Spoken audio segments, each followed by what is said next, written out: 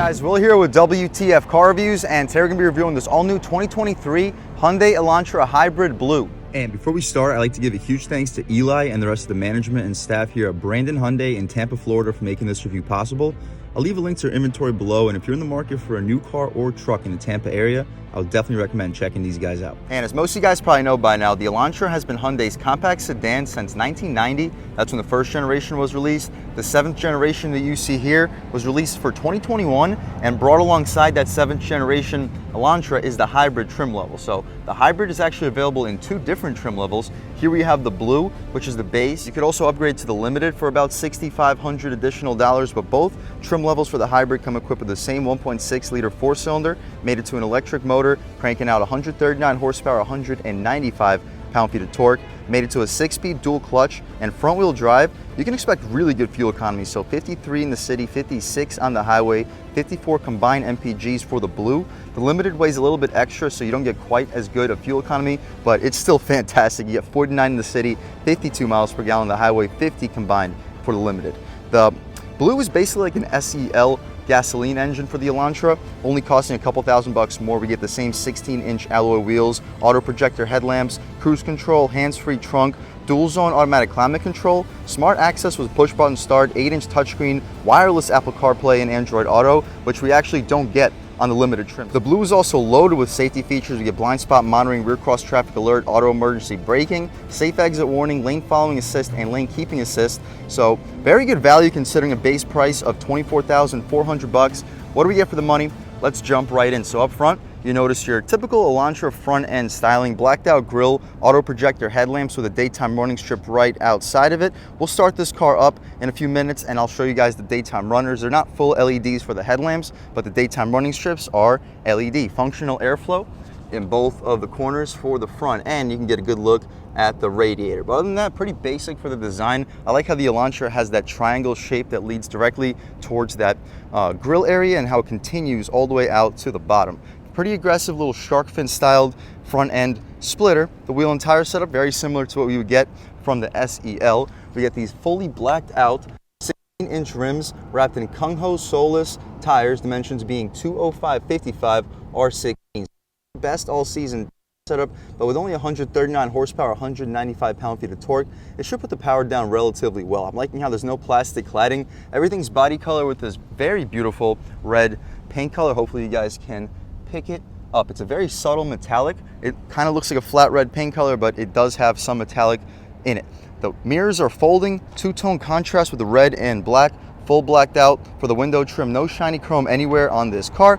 Blind spot monitoring, standard feature for the blue. Smart access, also a standard feature for the driver and the front passenger. We can get a quick look at the window sticker, see everything that comes equipped on the 2023 Elantra HEV Blue. So standard features, best warranty in the business, loaded with safety technology, powertrain as you mentioned, 1.6 liter hybrid, multi-link rear suspension, 6-speed dual clutch automatic.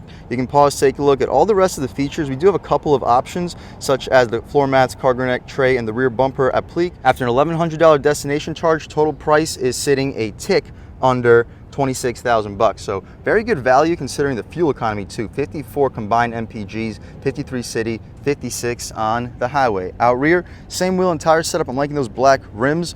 We have a no push to open gas cap, but I'll show you where the latch is inside. LED tail lights, turn signals, and the reverse lights in the center. Pretty aggressive rear end. I'm liking how that tailgate flares out almost like a deck lid spoiler. The N line does get a deck lid spoiler too, so does the N of course, but this is the blue hybrid. The light pattern continues all the way out to the center, Elantra nameplate Hyundai right above that. But we'll take a squat back here, get a good look at your exhaust tip. And speaking of the exhaust tip, let's fire up this 1.6 liter hybrid and hear how she sounds.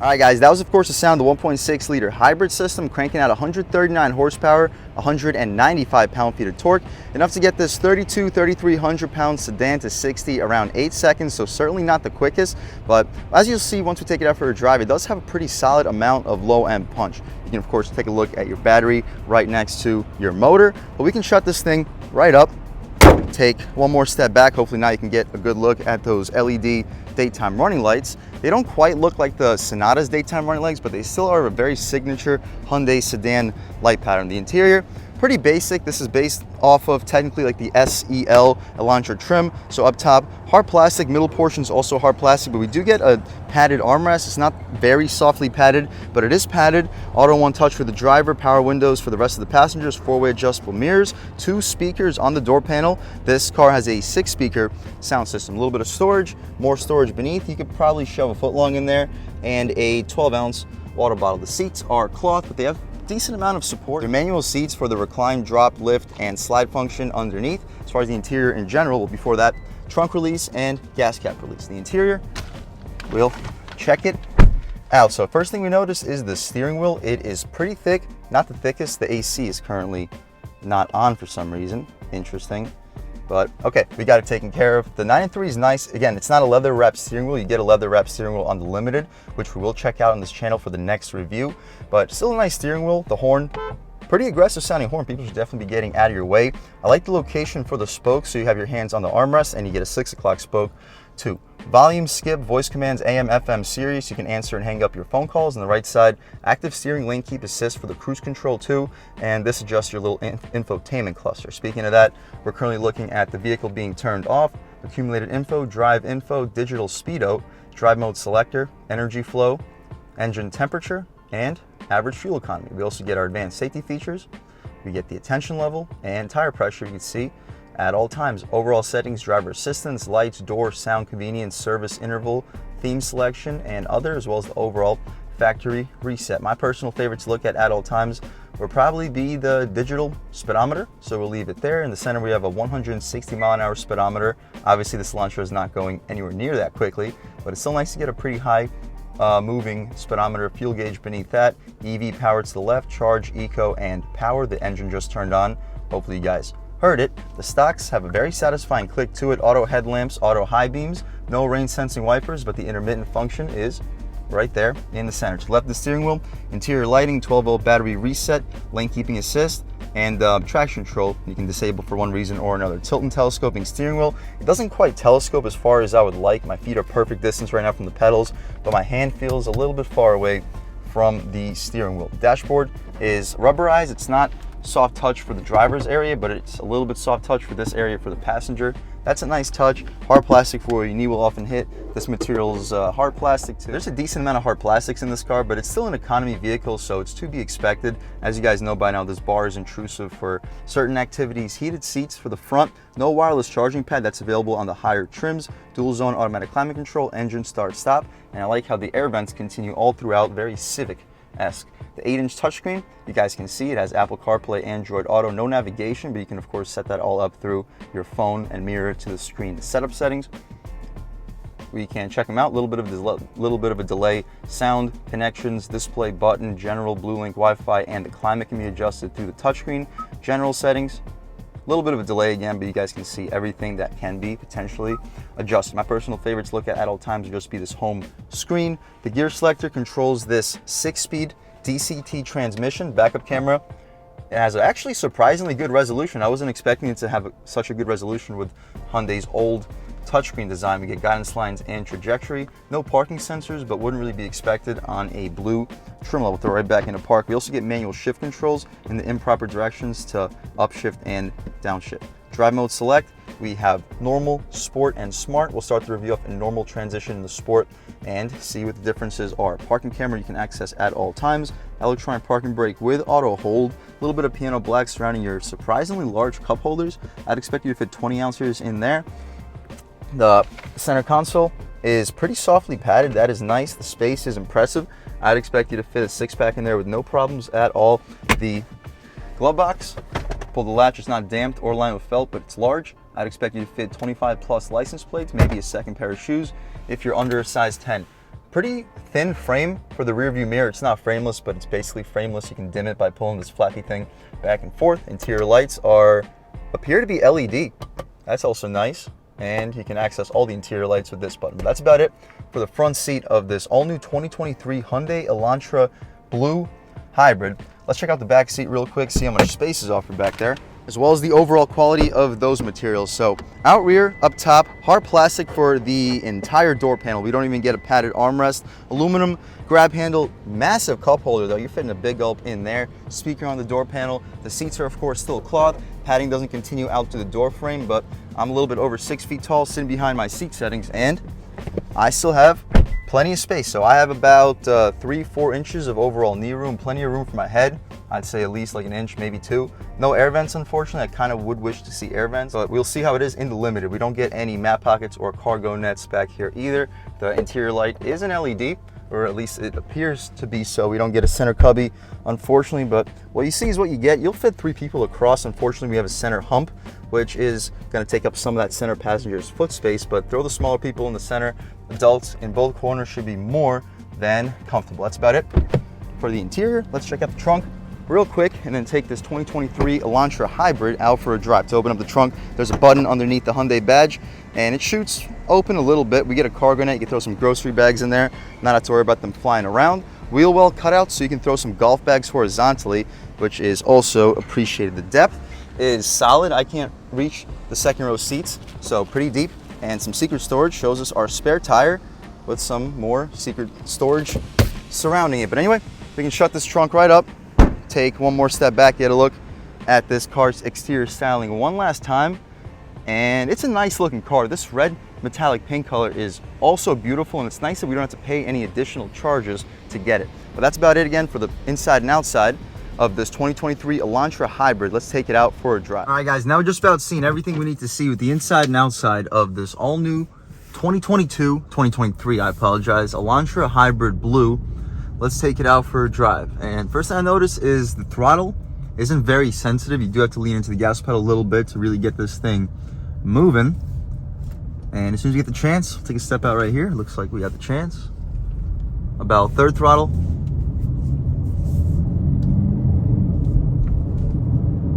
Yeah, at least in comfort mode, nothing too crazy, but you get up in speed decently. We should be able to try an acceleration off the line over here, and I'll catch back with you in 1 second. All right, so off the line, we'll do it in comfort mode, but right here, off the line on the gas.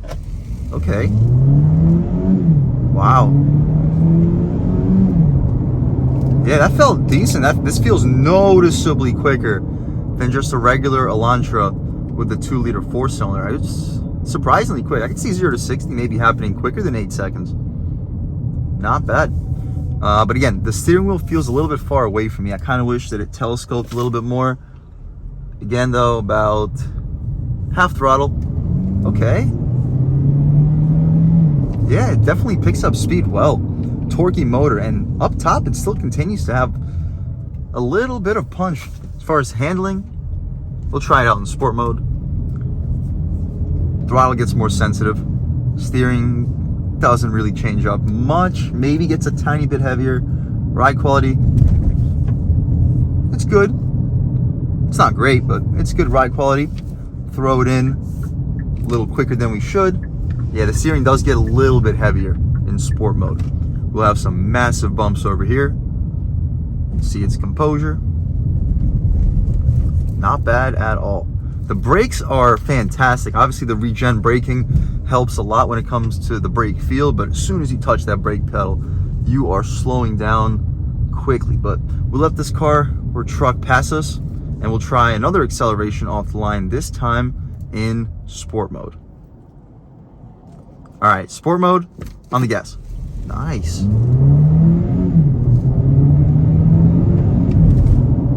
Not bad. So yeah, it's not blowing you away in terms of speed, but it gets up there. I'm telling you, this feels quicker than a regular Elantra.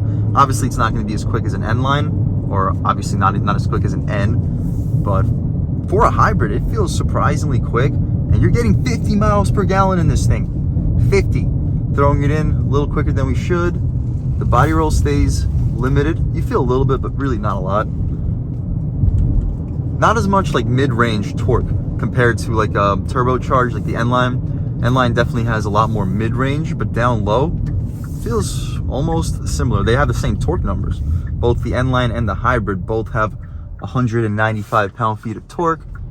We're still in sport mode. Yeah, even in sport, the throttle is a little bit dull. I I kind of wish it was more sensitive, especially in comfort mode. But I see what they're going for. They're trying to really hit that 50 miles per gallon mark, and without a dull throttle, it's gonna be very tough to do so, especially if you're constantly hammering on the gas. I can't see nothing with this truck in the way, so I'll catch back with you as soon as we get the chance. All right, guys, looks like we have the chance. We'll merge onto this highway. Wow, quick.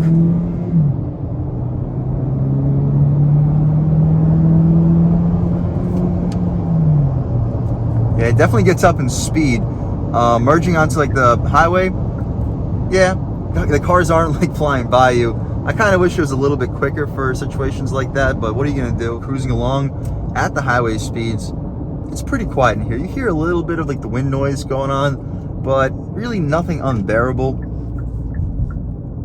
Steering feels nice in sport mode. Yeah, but for regular daily driving, I'd probably recommend keeping it in normal mode. There's no true eco mode, but there is a smart mode, but normal dulls everything down. The steering gets a little bit lighter. It's still not very heavy either way, even if you're in sport mode.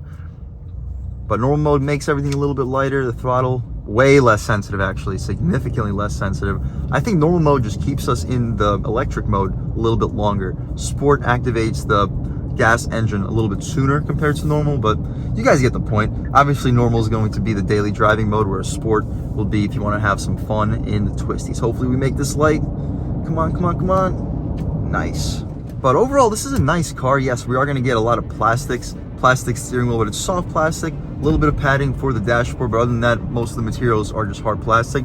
But it's still a sub $25,000 hybrid car, $26,000 after like a couple $100 in options and destination. So for the money, it's very nice. You're getting, remember, 50 miles per gallon. That's basically just as good as a Toyota Prius, and we can all agree that the styling on the 7th generation Elantras are much nicer than the styling on the Prius. But again, would I recommend going with an Elantra hybrid? Absolutely. Comparing to what we get from the competition, you're getting excellent fuel economy. The styling is fantastic, and it gets up in speed pretty well. Down low, you'll be more impressed than you will be up top. Once you cross about 50, 55 miles per hour, you're really not going to have that much power. Most of your power will be like commuter power, but for daily driving, that's really all you need. This does feel quicker than a standard Elantra, so if you're wondering if you should go for a standard Elantra because it still gets very good fuel economy, I believe it gets about 34 combined MPGs, but here you get 15, 20 more MPGs, and you're really not paying a whole lot more. And a huge thanks to Brandon Hyundai in Tampa, Florida for making this review possible. I'll leave a link to their inventory below, and if you're in the Tampa area looking for a new car or SUV, I would definitely recommend checking these guys out. And as for Eli, huge thanks to all you guys for watching. I had a great time making this video. If you're new to the channel, please subscribe. If you've already subscribed, thank you so much. You guys know the channel is just not possible without you guys, and I really appreciate the constant support. But again, if you haven't subscribed yet, please subscribe. Leave a like too. It really helps me out the YouTube algorithm. That's how these videos get promoted to new people. Leave a comment. Let me know what you like. Let me know what you don't like. Leave a comment. Let me know if there's any specific cars, SUVs, or trucks you'd like to see reviewed in this channel too.